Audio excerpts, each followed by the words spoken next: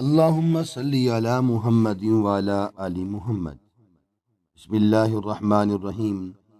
حضرت ابو کبشہ عمر بن سعد انماری رضی اللہ تعالیٰ عنہ سے روایت ہے، انہوں نے رسول اللہ صلی اللہ علیہ وسلم کو فرماتے ہوئے سنا کہ میں 3 باتوں پر قسم کھاتا ہوں اور ایک بات تمہیں بتاتا ہوں، اسے یاد رکھو۔ کسی بندے کا مال صدقہ کرنے سے کم نہیں ہوتا، اور جس پر ظلم کیا جائے وہ اس پر صبر کرے تو اللہ تعالیٰ ضرور اس کو عزت دیتا ہے، اس کی عزت میں اضافہ فرماتا ہے۔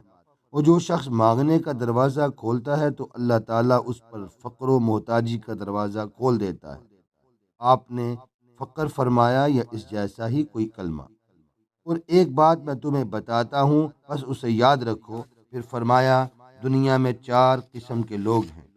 ایک وہ بندہ ہے جسے اللہ نے مال اور علم عطا کیا، پھر وہ ان کے بارے میں اللہ سے ڈرتا ہے اور رشتہ داروں سے حسن سلوک یعنی صلہ رحمی کرتا ہے، اور ان میں جو اللہ کا حق ہے اسے پہچانتا ہے اور اسے ادا کرتا ہے، بس یہ شخص جنت کے سب سے افضل درجوں میں ہوگا۔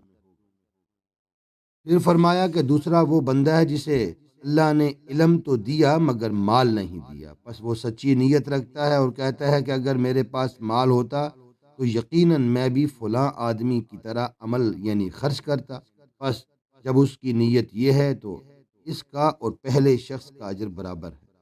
تیسرا وہ بندہ ہے جسے اللہ نے مال دیا اور علم نہیں، بس وہ بغیر علم کے اندھا دھند طریقے سے خرچ کرتا ہے، اس کے بارے میں نہ تو وہ اپنے رب سے ڈرتا ہے اور نہ اس میں وہ رشتہ داروں کے حقوق ادا کرتا ہے اور نہ اللہ کا کوئی حق پہچانتا ہے، یہ سب سے بدتر مرتبے پر یعنی کہ ہوگا۔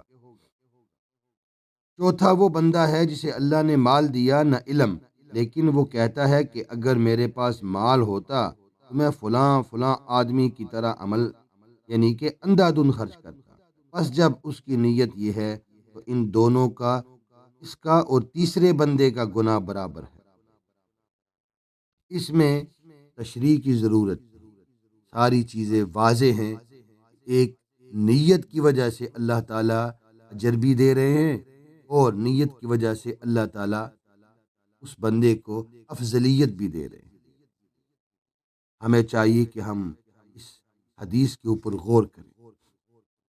ایک نیت کی وجہ سے اللہ تعالیٰ دونوں کو جنت کا حقدار بنا رہے ہیں اور ایک بری نیت کی وجہ سے دونوں کو جہنم کا حقدار بنا رہے ہیں۔ اللہ تعالیٰ سے دعا ہے اللہ تعالیٰ عمل کی توفیق عطا فرمائے۔